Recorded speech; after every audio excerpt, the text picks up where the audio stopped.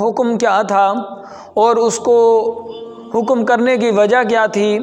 اور اگر ہم وہ حکم نہیں مانیں گے ہمارے لیے نقصانات کیا ہیں، اس پر گفتگو کریں گے۔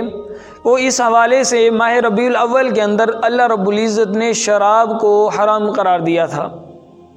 جس پر قرآن مجید کی پہلی آیات مبارکہ نازل ہوئی، یسألونک عن الخمر والمیسر۔ آپ دونوں سامنے آ جائیں۔ یسألونک عن الخمر والمیسر، وہ سوال کرتے ہیں آپ سے شراب اور جوئے کے بارے میں، تو اللہ رب العزت نے ان کو جواب نہیں دیا کہ یہ چیز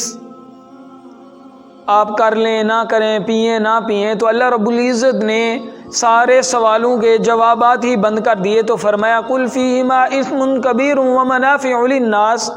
کہ اس میں گناہ بڑا ہے اور گناہ بڑا ہونے کے ساتھ ساتھ اس کے اندر منافع بھی ہیں، لیکن یاد رکھنا کہ یہ جو منافع ہیں یہ کم ہے لیکن گناہ زیادہ ہے۔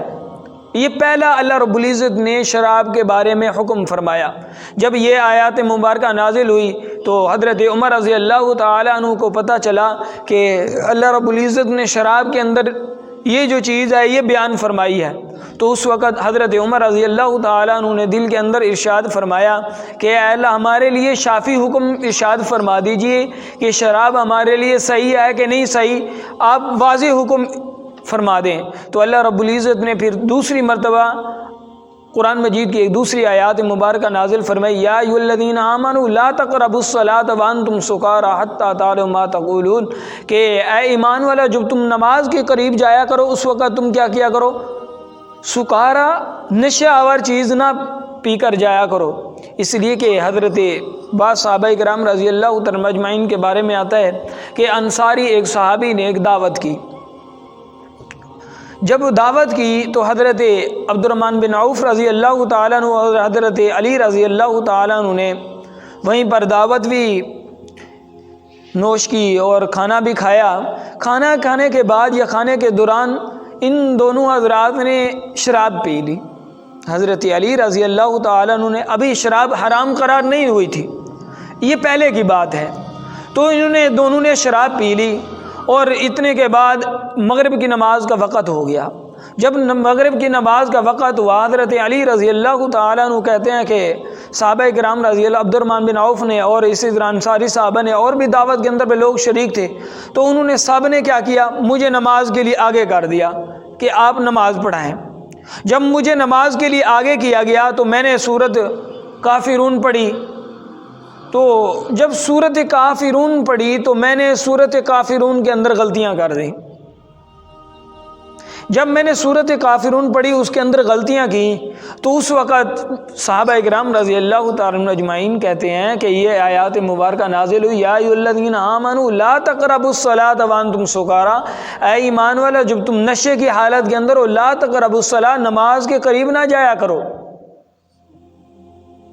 نماز کے قریب نہ جایا کرو۔ اس کے بعد جب صحابہ کرام رضی اللہ تعالیٰ مجمعین پھر حضرت عمر رضی اللہ تعالیٰ عنہ کے ذہن کے اندر سے سوال آیا کہ اے اللہ شراب کے بارے میں شافی حکم دے دیجئے کہ منع کرنا ہے یا اس کو حلال قرار دینا ہے، جیسا واضح حکم فرما دیں۔ تو تیسری جگہ اللہ رب العزت نے پھر قرآن مجید کے اندر ارشاد فرمایا، یا ایھا الذین آمنوا انما الخمر والمیسر والانصاب والازلام رجس من عمل الشیطان، اے ایمان والو، یا ایھا الذین آمنوا انما الخمر، اے ایمان والو، انما الخمر سوائے اس کے نہیں کہ شراب اور جوا اور اسی طرح تیر اندازی کے ساتھ قسمت آزمائی کرنا اور والازلام اور بتوں کی اور اسی طرح رجس، یہ گناہ کے کام ہیں، آپ یہ کام نہ کیا کرو، لعلکم تفلحون، شاید کہ تم کیا ہو، کامیاب ہو جاؤ۔ جب یہ آیات مبارکہ نازل ہوئی تو سب صحابہ کرام رضی اللہ تعالیٰ اجمعین نے پھر آگے کیا کیا اس کے بارے میں تھوڑی سی بات کے اندر گفتگو کرتے ہیں۔ پہلے یہ بات سمجھ لیں، یہ جو قرآن مجید کی 3 آیات مبارکہ نازل ہوئیں،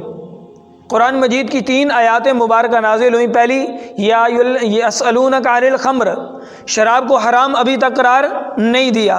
دوسری جگہ اللہ رب العزت نے ارشاد میں یسألونک عن الخمر والمیسر، دوسری جگہ ارشاد فرمایا یا ایھا الذین آمنوا لا تقربوا الصلاۃ وانتم سکارى. تیسری جگہ اللہ رب العزت نے شراب کو حرام قرار دیا ہے.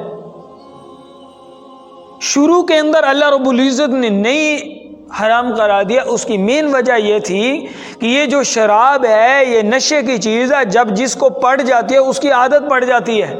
اور عادت چھڑانا بڑی مشکل بات ہوتی ہے. عادت چھڑانا کسی کام کے اندر بڑی مشکل بات ہوتی ہے. تو اللہ رب العزت نے صحابہ کرام رضی اللہ تعالیٰ اجمعین کے اندر پہلے تھوڑی تھوڑی قرآن مجید اتار کر نفرت ڈالنا شروع کر دی کہ اب شراب کی ان کے دل کے اندر نفرت پیدا ہو جائے. جب نفرت دل کے اندر پیدا ہوگی کسی کام کی، دیکھو اب میرے دل کے اندر کسی کے لیے نفرت ہے، اب میں اس کے ساتھ بولنا چاہوں گا، میرا دل تو نہیں چاہے گا کہ میں اس کے ساتھ بات کروں. وجہ جب میرے دل کے اندر کھوٹ ہے، میرے دل کے اندر بغض ہے، عداوت ہے، اب میرا دل تو نہیں کہ چاہتا کہ میں اس سے بات کروں. اس لیے کہ کس سے بات دلچسپی جب کسی کے ساتھ ہوتی ہے تو دل کے اندر بغض نہیں ہوتا، حسد اور کینہ نہیں ہوتا، پیار ہی پیار ہوتا ہے. تو اللہ رب العزت نے یہی ارشاد فرمایا یا ایھا الذین